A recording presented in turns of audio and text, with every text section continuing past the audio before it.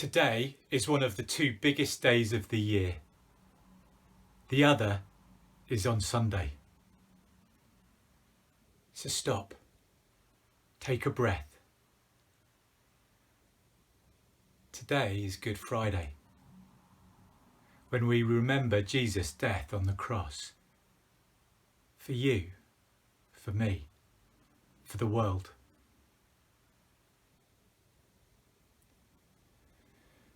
For you churches today are going to have 7 Good Friday reflections, going out at 9 and 10, 11, 12, 1, 2 and 3. We'd encourage you to take time to watch them, to use them to stop, think, reflect and pray. Our prayer is they help you engage with God, meet with God, do business with God on this special day, Good Friday. My God, why have you forsaken me? The first words of Jesus on the cross. Suffering can be bearable if you feel that someone stands with you and you are not alone. Many religious people have been able to endure torture and martyrdom through the belief that God is with them. Yet on that grim Friday, outside the walls of Jerusalem, Jesus doesn't even have that. Hanging there, abandoned by his supposed followers who fled at the first sign of trouble, his closest friend even pretending that he's never heard of him. He can't even find the comfort of the presence of God his Father. A presence he had felt throughout his life, and that was the secret of his own security and peace. At this vital moment, even that deserts him as he groans, my God, why have you forsaken me?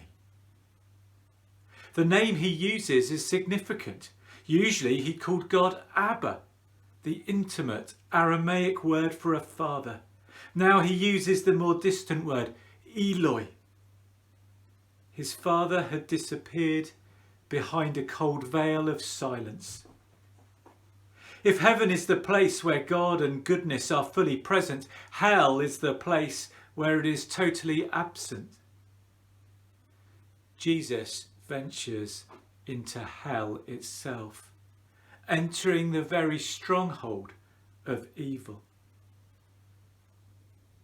The sky has gone dark in the middle of the day. When this happens elsewhere in the Bible, it is a sign of God's judgment, his wrath, his justified, righteous, holy anger. Sin, shame, brokenness, and turning from God's love are what causes his anger and bring his judgment. The world's sin brings God's judgment. But when Jesus, the Son of God, submits to death on a Roman cross, God becomes one of the victims. The creator of the universe becomes an innocent prisoner sentenced by a miscarriage of justice, convicted by a sham trial. He becomes another victim of human trafficking as he's handed from one weak politician to another, none of them willing to do the right thing and let him go. He's a victim of torture as he's tied to a post and whipped to within an inch of his life. He identifies with those murdered by knife crime as a soldier stabs him in the side with a spear. Even more, he stands alongside every victim who feels abandoned and deserted as he dies alone.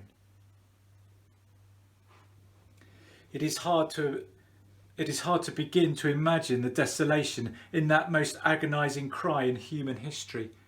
my God, why have you forsaken me? When Jesus, the Son of God, experiences the absence of God. The worst kind of suffering is solitary suffering, where bitter tears are shed and no one hears, no one knows, not even God appears to notice. And this is what Jesus goes through on the cross. In a strange, barely conceivable way, God experiences the absence absence of God.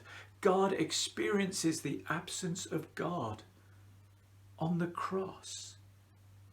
Jesus stands in our place when we are in the worst place of all. Jesus stands in our place, in the place of God's judgment.